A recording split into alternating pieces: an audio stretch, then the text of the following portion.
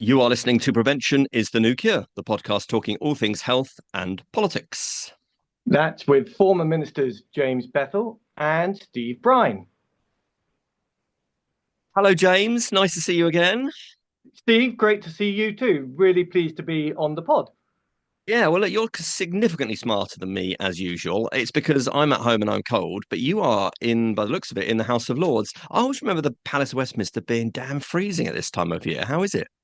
Absolutely freezing. I've got an office in a Hogwarts tower in the old building. I have to use an electric heater to keep warm. No, it's totally Victorian. Bless you. Well, look, it's episode 76 of the podcast, our second formal one together. Now, last time we were talking about the budget. We were giving our reaction, of course, to the budget. It was barely a day old when we were not even a day old. We recorded it. And oh boy, has it unraveled a bit further since then, hasn't it? It really has. And health is central to the story. A lot of the unraveling is to do with the productivity figures. And the productivity figures depend on the good health of our country and the ability to keep our workforce in gainful employment. And those figures are looking desperately shaky, I'm afraid to say. They are, aren't they? So what have you been up to since I last saw you? It's been all go here. You can just sort of see over my shoulder before we started recording, the Brine family Christmas tree is up early. This is because we are going away immediately after Christmas, so the kids were desperate to get it up. But there was this great cartoon, James, in the Telegraph early this week, a Mac cartoon, which had somebody sitting looking at their very, very leaning tower of Christmas tree, and the caption was that I think our tree's rather like the budget. We all know that it's going to fall down. We just don't know when. so, so we bought one of these trees that the base was too big, so it wouldn't sit in the Christmas tree stand, and it also had sort of the Christmas tree version of Peyronie's disease. So it was sort of the trunk, if you like, is bent. And so yesterday afternoon, my poor wife and I had the thing on the floor, having watched it fall down. We were then trying to saw off a stump along the bottom with a very blunt wood saw that I found in the garage to replant it in the stand. But fingers crossed, it's currently upright. Well, you've done very well to get it up at all. I'm nowhere near that at the moment. No, I have more prosaic recollections of the week. I had my Stringrex vaccine for shingles, normally taken at 65. That's the NHS prescription. I took quite a personal decision to take it early, and really for dementia prevention more than shingles prevention, because of the really powerful clinical trials that have come out of South Wales and America that seem to suggest that it's quite a strong prevention measure for Alzheimer's in the future. So I'm sensitive to this. My father had dementia very badly from the age of about 56 for 22 years. No, sorry, for 12 years, and my grandmother had it. So I've gone all in on prevention measures. It's not the only thing I'm doing. I'm trying to keep fit. I eat a lot of papaya. I am trying to keep my hypertension down. So I am on a dementia reduction program, Steve, and this was my latest step. My God, you really are living prevention being the new cure, aren't you? I like that. Yeah. Well, on a sort of related note, I was at a brilliant event last week, James, called the Future of Food competition, and the sort of Future of Food project, if you like, is run by this amazing action man called Barney, and I guess what they're about is looking at sustainable businesses, sustainable farming processes, sustainable food, hence the Future of Food. And this was the second time they've had this competition for the Future of Food. And basically there were some really fascinating speakers, including Henry Dimbleby, who is an old mate of yours, isn't he? And one of the other chaps who spoke was Andy Cato. Now, as a DJ, let me test your knowledge here. Do you know who Andy Cato is? No, is he one half of Groove Armada? Yes, you do then. He is exactly one half of Groove Armada, and he is now a farmer. And I think he sort of appears in Clarkson's farm. I think he's a sort of neighbour, if you like, to the Clarkson homestead. Anyway, he gave the most brilliant speech about sustainable farming and made us all feel very old, and told us that, you know, does a pretty good DJ set. He still does a pretty good set. He was laughing that one of the gigs that he had recently was the Greg's annual conference that he was DJing at. Well, I've also taken up DJing again. You'll be pleased to know. I I am did pleased to know. I did a couple of health festivals this summer, and I'm available for bookings, including with my bongo player, who is a good accompaniment. Well, it's just fascinating. So I was talking about this with Sarah on our last episode together. Is that when we had lunch to sort of plan out our podcast together, you were telling me this that you think that modern DJs need a bongo. Just very, very briefly, could you just explain this to me? Well, the electronic beat matching has become so good that it's a much more accessible skill than it was in the old days when you were trying to play vinyl, which is unbelievably tough and difficult. So you do need something distinctive, and there's nothing quite like a bongo accompaniment to Yes. enhance the beat and to give a sense of drama to the whole affair. So I'm pro bongo and pro sax when it comes to the DJing team. Sax, because sax is perceived to be very 80s, isn't it? I always remember, there's always a sax solo somewhere in a Johnny Hates Jazz track, isn't there? Oh, I love Yeah, Johnny but Hates now, Jazz. now Mm. with good dance music, it can chip in some good melody as well. Places we never thought we'd go on the There podcast. we go. Anyway, look, so much to get to. Oh my God, there's so much going on in health at the moment. I fascinating. I notice, although this is not directly a health story, I notice overnight there was rumours earlier in the week that the government were going to postpone these big mayoral elections that are happening across England. And I noticed that the Times are reporting this morning that they are actually postponing for 2 years mayoral elections across four big counties of England, including Hampshire. The reason why I think this has got a health implication is because these new mayors were going to Yeah, have deputy mayors for health and care who are going to be part of the devolution of health yeah. agenda, if you like, which is, they've gathered all the power into DH. What are they then going to do with it? Well, Wes has been very clear he wants to give it away. And for, I think, very political reasons, because the government really do not need elections right now where Reform do very well, and even the Tories do quite well. They've postponed them for a good 2 years. So I'm a bit sad to see that. Did you notice that story? I did. It's Listen. I'm really optimistic about what mayors can do. I agree. Um, Sadiq in London has done some good things on public health, including cleaning up the air. He could have gone further. He did a good thing on getting junk food advertising off the tube, demonstrated that that does make a difference.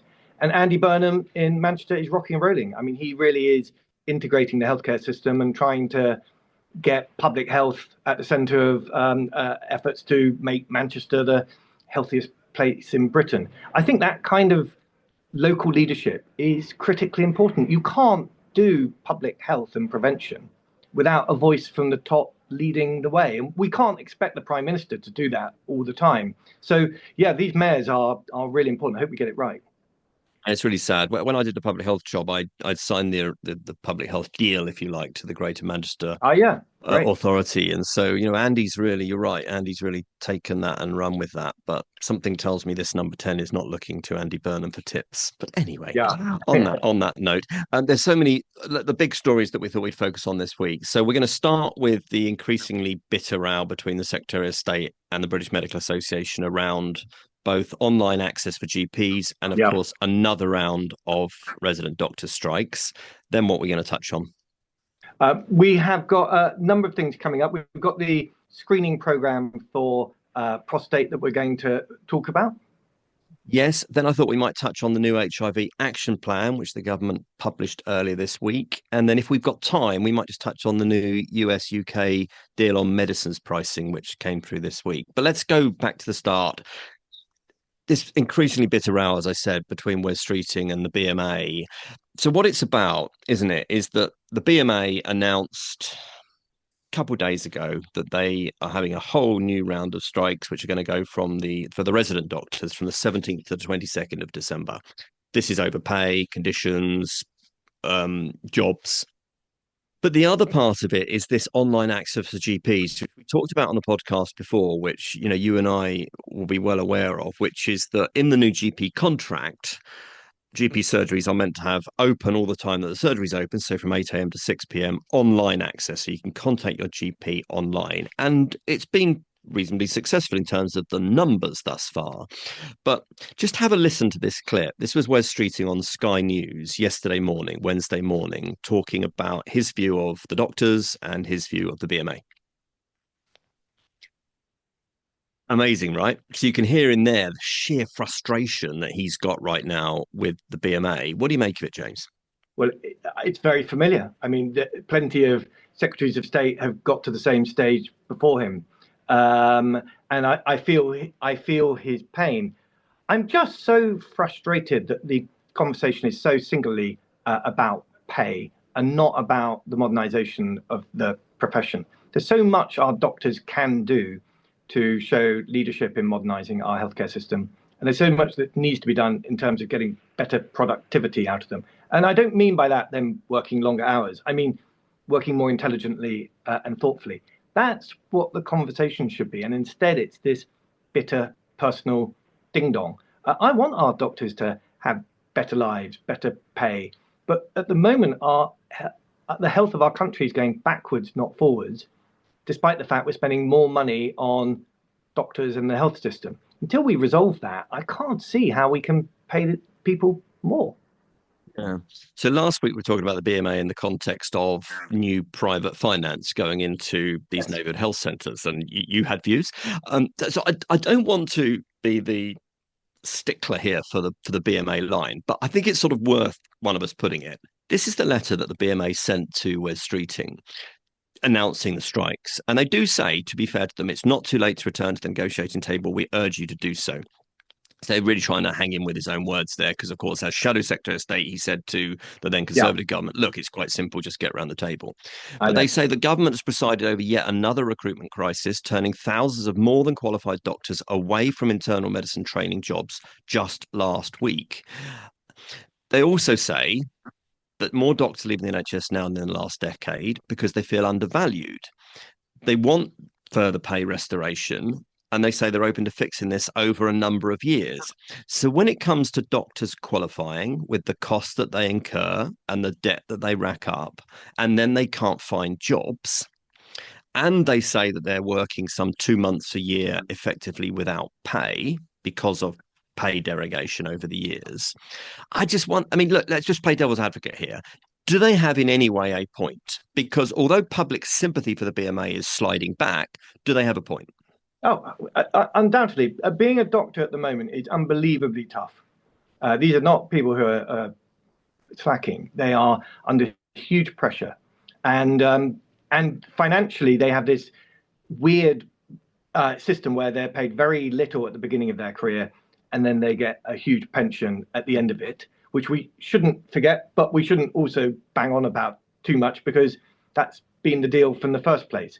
So a lot of this needs to change, including, by the way, probably bringing some of the pension advantage earlier into the career so that they can afford housing, marriage, kids, and the other regular things that people would like in their lives.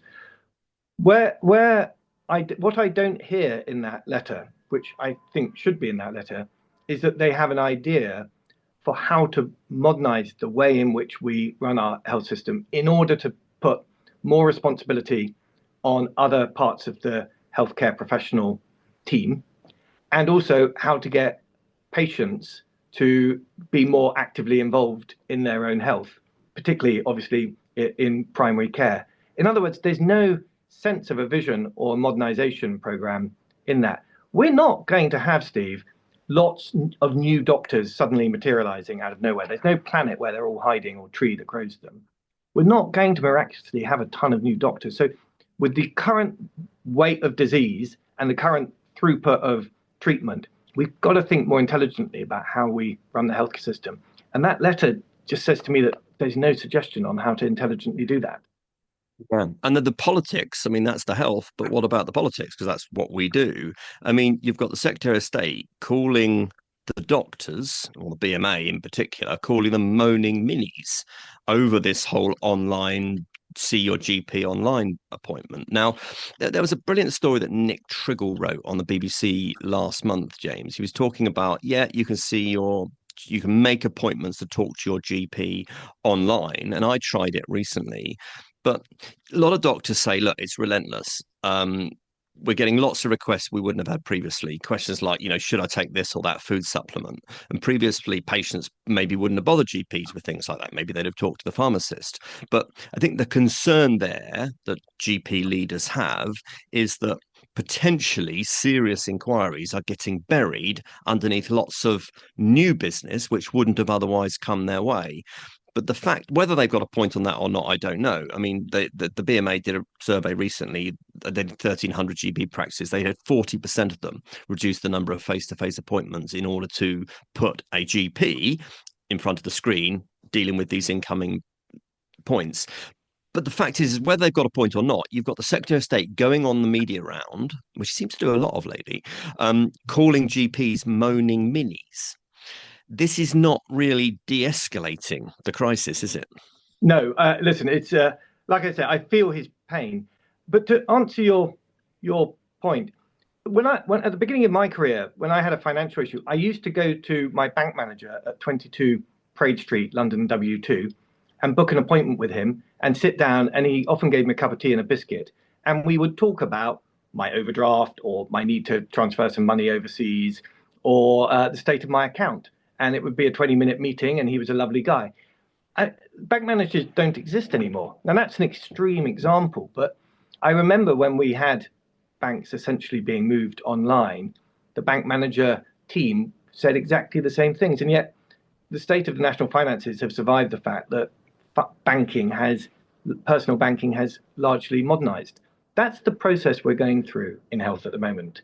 And people phoning up GPs and expecting a 7-minute consultation in order to discuss their supplements is obviously not right. But we need to engage the doctors in a conversation about how we are going to answer the huge interest that many people in the country have in promoting their own health without overwhelming GPs who should be tackling complex issues. I went to a fantastic GP surgery in Brent 2 weeks ago who had applied AI in order to prioritize and triage incoming inquiries completely. And they were sending them to pharmacists, to websites on occasion for the supplements, and they had reduced the number of face-to-face appointments to 10% of total inquiries. So that's a massive reduction. When I got there, there was no queue in the reception at all. And I said, where is everyone? They said, we dealt with them before they needed to turn up here. That's the kind of modernization that we need. And complaining about people phoning up with quite legitimate inquiries about supplements, in other words, trying to improve their own health, speaks of the wrong attitude to me. Do you know what a moaning mini is? I don't. It's not a very attractive phrase, whatever it is. It's not a very attractive phrase, but I just was. It's one of those things, isn't it? It's in the lexicon, isn't it? I thought I'd look it up. It's British slang for an air raid siren, and then it was army slang for a German mortar bomb, both from World War II. There we go. Really not an attractive phrase. Yeah.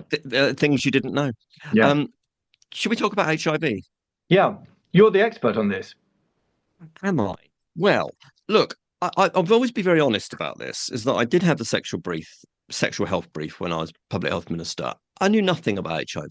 I knew nothing other than the fact that in the 1980s, when I was a schoolboy, the Tombstone ad came on television with those frightening words, "Don't die of ignorance." I knew nothing about stigma. I knew nothing about the way that medicine had developed for people with the virus. And I learned, and I really opened my ears, and I listened to people like Terence Higgins Trust, National AIDS Trust, Elton John AIDS Foundation, and I learned, and I was really moved by it. And I was really been moved by the success story that is HIV. And so I put together the HIV action plan with Matt Hancock, who was excellent Secretary of State on this subject and really backed me all the way. And we put that out. I think we launched it on World AIDS Day in 2020, and Matt responded to my German debate in the statement when we released it.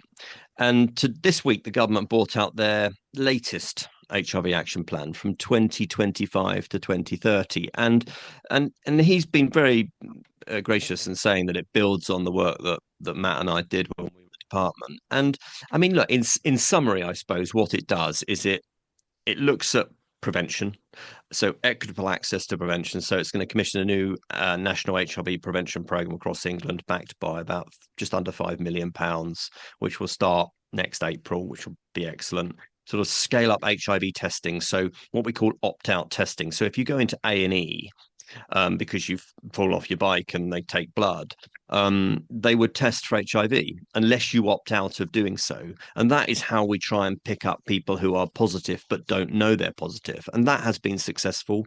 And we're doing that in high risk areas. We want to see that further rolled out, and the plan talks about that. And also talks about addressing stigma and improving the quality of life of people living with HIV. But this is the key point is it talks about linking people who have HIV diagnosis and retaining them in care, because we have this problem that we identified in something called the HIV Commission, which Wes and I both served on, where people who are diagnosed then disappear from care. And so they're not taking their antivirals, so they can pass it on, because antivirals are now so good that you literally can't pass it on. Um, and I think in all of that, the plan really does hang together actually as something that's really good. And credit to Wes for doing that. But of course, because all the other noise that's going on around the Yeah, government, around OBR and the budget, the stuff we started talking about, it's not even going to look him. I know. No, listen, there's lots of good things being announced on data, on neighborhoods, that is not seeing light of day because of the rows around things like doctors and budgets. Steve, to what extent do you think that this approach could be applied to other diseases? And the two things that are really striking to me is the application of science. As you say, at one point it seemed so daunting. I never thought we'd have an actual cure or a prevention. Yeah. And yet we threw a lot of resource at it and cracked it, more or less. And then secondly, as you say, these protocols for not just reducing HIV spread, but getting it down to zero is an incredibly impressive human achievement. Do you think that those kind of principles could be applied to other diseases? Yeah, I mean, I would give you cervical cancer, where Right. we extended, didn't we, in the department, the HPV vaccine, which Yeah. traditionally was given to teenage girls at secondary school. We extended that to teenage boys, so that and that's part of our eradicating that disease by 2030, again, as is our hope. So there's a good example of it. I suppose in terms of, can science, can medicine, and we'll maybe talk about medicines later as trailed. But the thing is with HIV is it isn't over. And actually numbers are going in the wrong direction in certain communities. So it's almost now crossed over that the number of new infections among heterosexual people is greater than people living in the gay Yeah. community. And I don't know if you saw that brilliant drama called It's a Sin, which had Ollie from Years and Years playing the lead role, but it was on Channel 4 and it's still there on the 4OD, but it was written by Russell T Davies, and Mm. he was out last week saying, look, when it comes to HIV, it comes to eradicating it, the fight is not over, because we've got other parts of the world, and we said this in the HIV Commission, where inbound infection, often people travel, pick it up, don't know they've picked it up, come back, have sex with their partners, and then of course it passes on, which is why we need that opt-out testing and all those other ways to try and find it once people have got it. Because to the US aid cuts, for instance, make it really hard, make the AIDS fight in sub-Saharan Africa, for instance, even more difficult than it was. So the numbers actually are going in the wrong direction in some places, which is why I do welcome this HIV action plan from the UK government or from the English government. But we need a much more global approach, which is why UNAIDS, the UN Joint AIDS Prevention Programme, is so important in this. Really well put. I can't help thinking that with the amazing new vaccines that are coming down the line at us, Mm. that there may well be other opportunities to grind out other diseases, including some of the chronic diseases like hypertension and obesity. The level of ambition is what really strikes me about the HIV project, is this remorseless determination to crush the whole disease. I wish we had that level of ambition in other parts of our health system.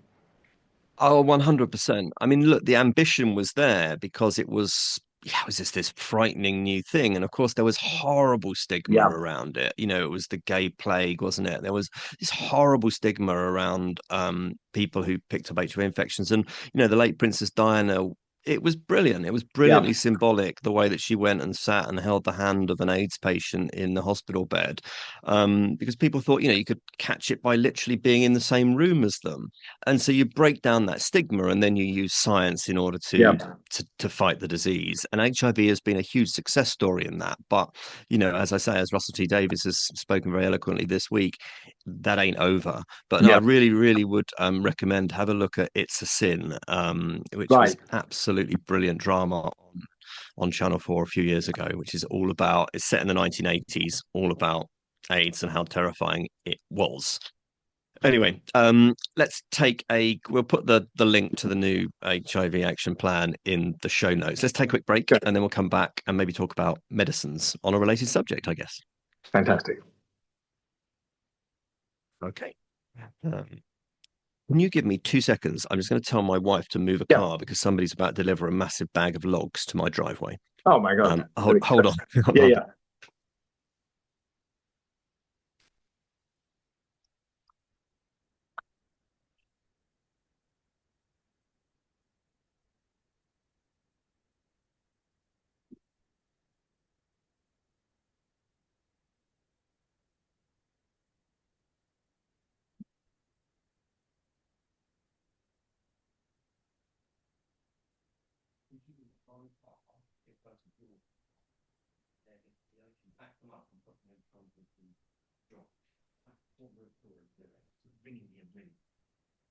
Wanker.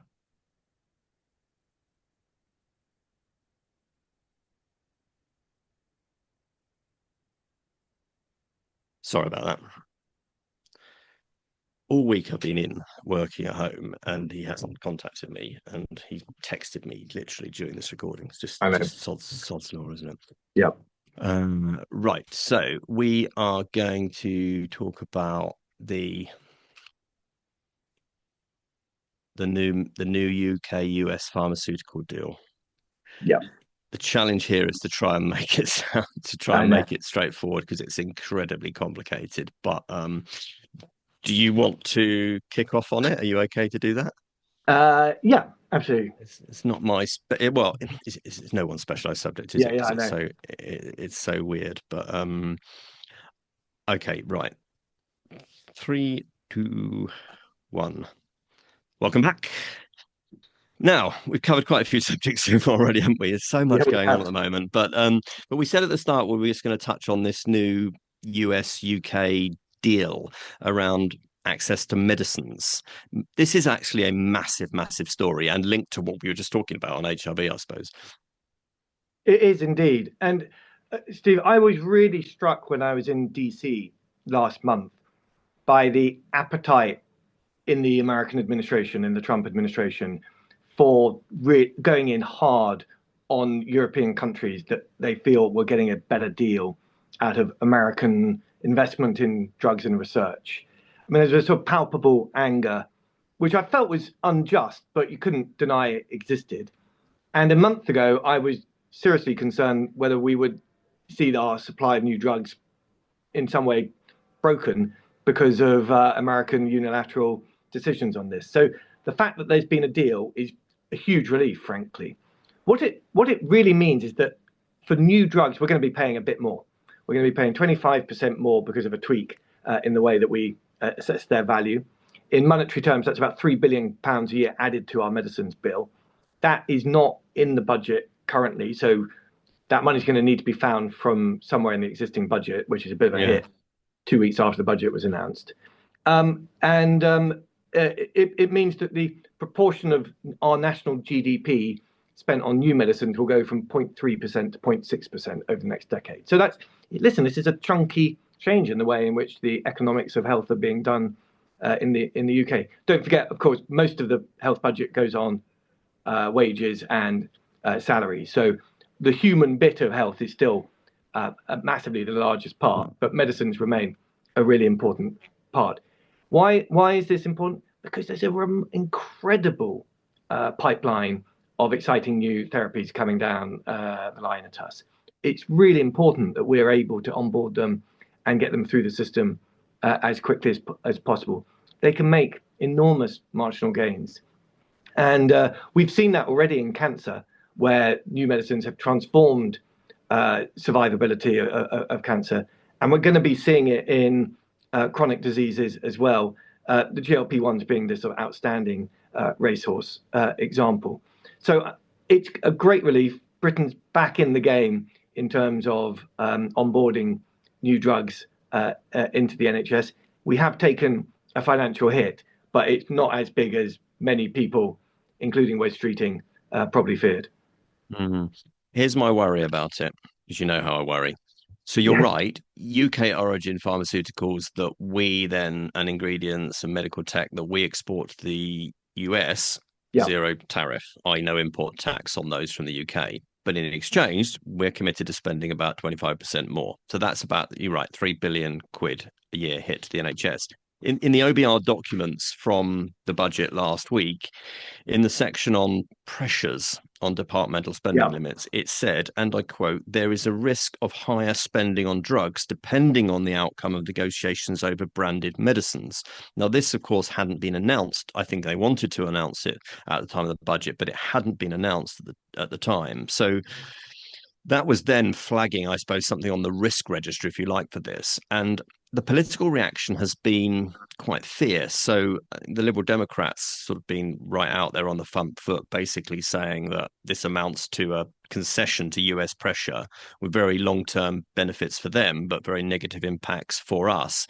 And I suppose the worry is that we've got to, yeah, take that amazing pipeline of really brilliant life-changing drugs, the new antivirals in HIV, for instance, in another space. We've got to sell lots and lots of them to the US. So they'll be at zero tariff, so they'll be available to US patients to offset the huge amount of extra cost that we're going to have to spend on new treatments in the NHS. So my worry is that this innovation in life sciences will carry on, but it will be exported elsewhere, primarily to the US, and we won't then see the benefit for patients here in the UK. Is that me unduly worrying? I no, not at all. That is part of it. I would have put my worry somewhere slightly different, which is I'm really worried about the um, talent flight, capital flight, um, corporate flight in life sciences. 3 years ago, I would have said that we were totally rocking and rolling in this country, that we were incredibly well placed with terrific science, terrific immigration regime, terrific finance for the life sciences industry. And I thought that this was going to just build and build and build. And somehow we've slipped on a banana skin. It turns out that getting the best talent attracted to the UK is harder than I had previously thought. The City of London doesn't really have the talent, and we don't really have the local corporate success stories and unicorns to attract major capital investment. And the corporates are really fed up with the NHS's tough procurement attitude and failure to accelerate the adoption of new therapies and drugs through the whole system at scale at a reasonable price.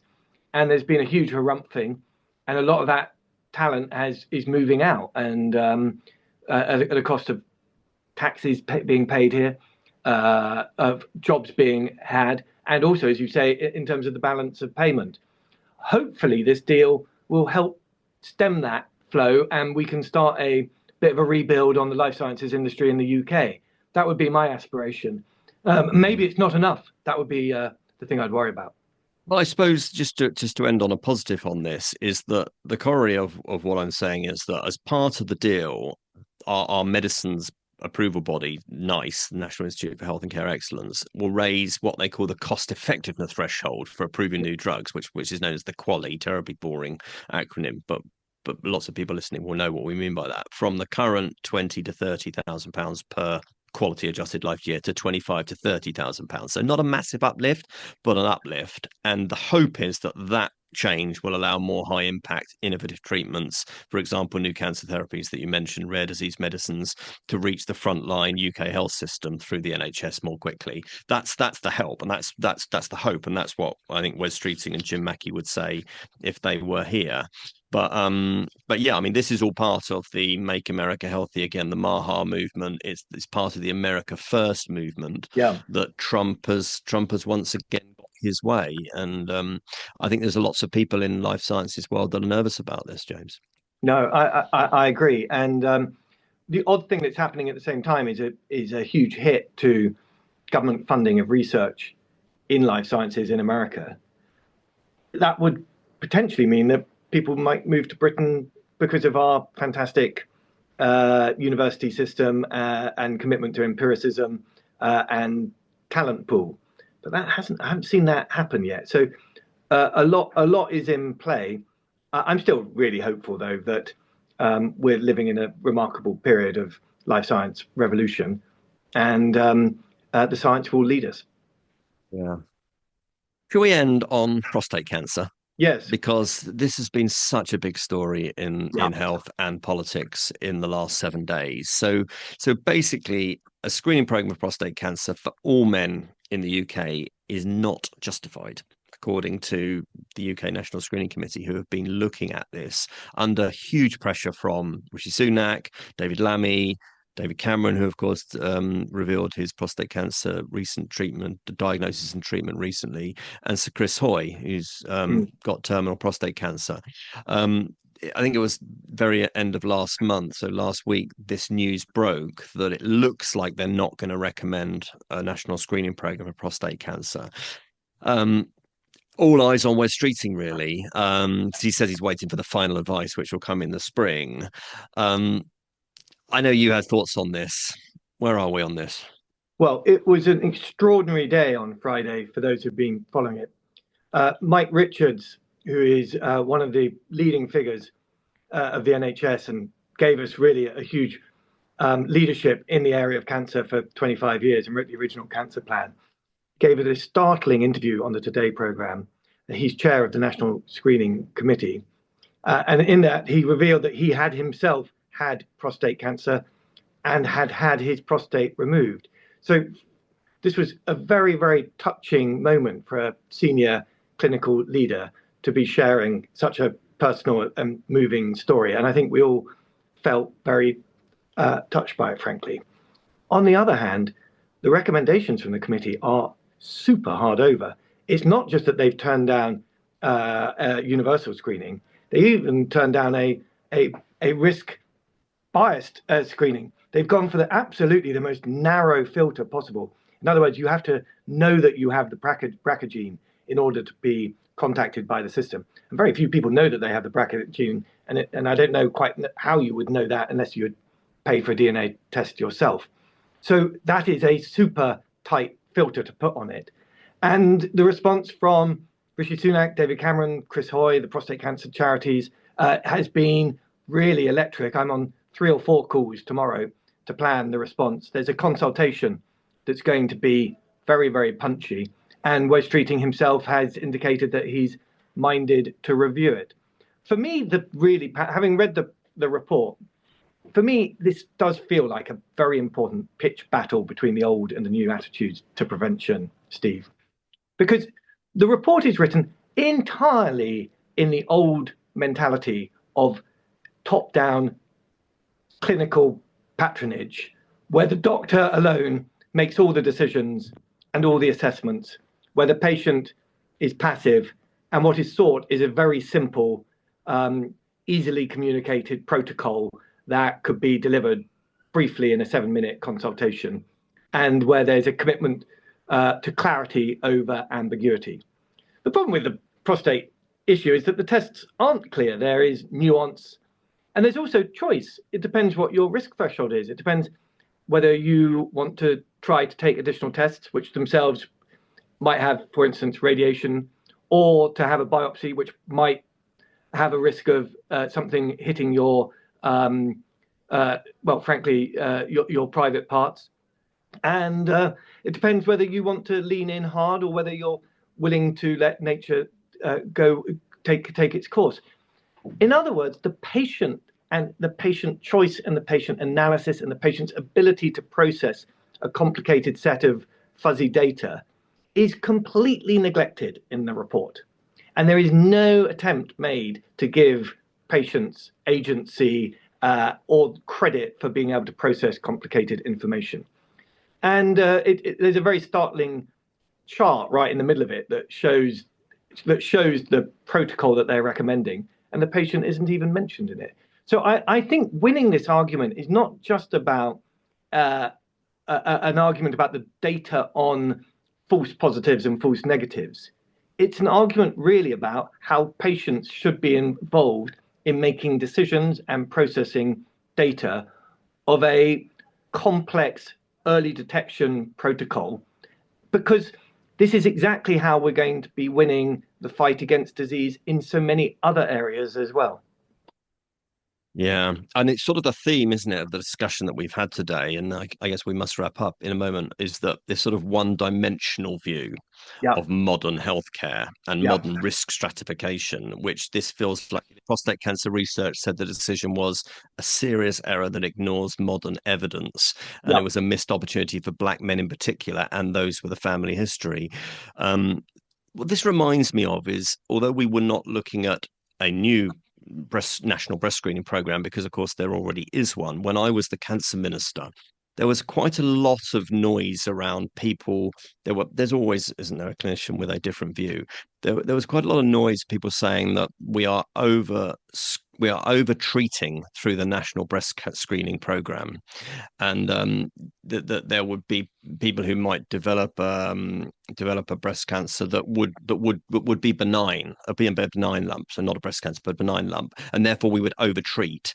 And I never really bought that argument I because I think screening saves lives, and this felt a bit familiar to me when I heard this last 100%. week. But Um, so that all of the eyes now, as I say, are on Wes Streeting because Chris Hoy, David Cameron are basically urging Wes to do what he can do, which is he can take an executive decision that we want to introduce a national screening program. I think the reason why he will be circumspect about it and what the advisors will be saying to him is, yes, Secretary of State, we can do this, but here's the implications to the system of the yeah, number of people that, of course, will then have to process, diagnose, treat, etc., etc., etc. So there's a hell of a lot of on cost to it. But given that the incidence of prostate cancer is rising, I know. it feels to me like this is going to save lives, I, and so all eyes on DH. I completely agree. What we need is a better framework to think about screening generally that puts nuance, ambiguity, and the patient into the mix, which it just isn't at the moment. And it comes back to your comment right at the beginning about the doctor who was angry that a patient phoned for advice on supplements. Now, I kind of understand why the GP is angry because they feel that their time is being wasted. But there are people out there trying to lead healthy lives who want trusted advice on how to have things like screening and supplements. Why is our system turning those people away? Why is it not offering them the support they need in order to uh, be a better, healthier person and not to be condemned as the worried well and time wasters? We've got this bit of it badly wrong, I think. I agree. The worried well is such a sniffy term I know, I hate in it. medicine It's the that wrong. is sort of used to dismiss when actually it's good if people are worried I agree. and they're well, because then we can dismiss that in a clinical way. Whereas We what should we're we doing is dismissing them through principle. Our forum should be called the worried well. Yeah, I agree. There's a spin-off. Anyway, my goodness, there's just been so much going on. I also noticed that Wes Streeting on the Koonsberg show earlier this year said that I think we're overdiagnosing ADHD and mental No, I illness. know. And what sort of happened is the officials then have sort of tried to reverse engineer that because she quite rightly said, Secretary of State, well, what's your evidence for that? And they've now come up with a review that is they finally published, or they're about to publish the terms of reference for this view, and it's all over the newspapers today. The Times splashing West Street orders inquiry into mental health, quotes, overdiagnosis. And I just thought I'd tease Yeah, that at the end there as something that we should look at in a bit more detail in the future, because this is going to be massive, absolutely massive, if they get this wrong. I agree. I agree. And diagnosing something that doesn't have immediate clinical value is not a necessarily a bad thing. It allows you to keep track of it and for people to make non-clinical decisions about how they want to run their lives. We've got to get used to the idea that medicine isn't about red light, green light, yes, no, I'm going to operate, not going to operate, I'm going to prescribe, not going to prescribe. It is about risk assessment and helping people make informed decisions about how to run their lives. Amen. There Okay, we go. that's it for another week. You can catch us. Podcast at stevebrine.com comes through to both of us. You find us on all the exciting social media channels that are out there. Suggest things you want us to talk about or argue about. Suggest guests that you want us to have on the show because looking ahead, James, there's some really exciting guests that we want to bring onto the show. I was talking earlier about the Future of Food competition, which is now Yes, in partnership with Bramble, which is Henry Dimbleby's business. And people will know Henry from the big national food inquiry he did for the last government. You know him well. I now have got to know him, and he's agreed to come on the podcast at some great. point and talk about the future of food. So there's some really exciting guests that are coming on, but of course we want to hear from you, the listener, as to people that you'd like us to talk to. Fantastic. Steve, thank you very much indeed. See you next time. Take care. Bye bye. Yeah, you're right. Let me